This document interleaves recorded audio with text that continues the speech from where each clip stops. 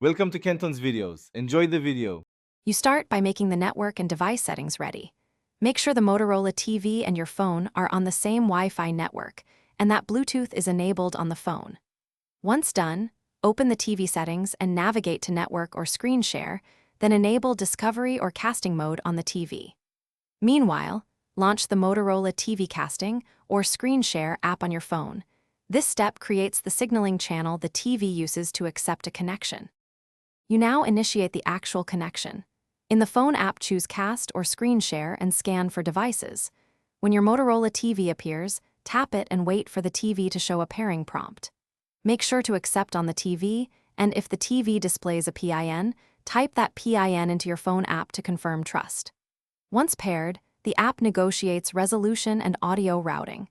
Let it complete the handshake so the TV can buffer and show a live preview.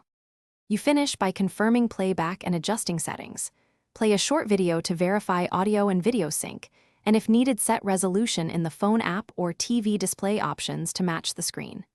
If you see lag or stutter, stop casting and restart both devices, then retry on the 5 GHz band for lower interference.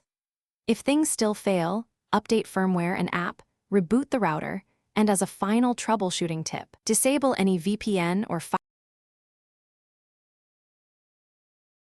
Thanks for watching. Consider subscribing if we helped you.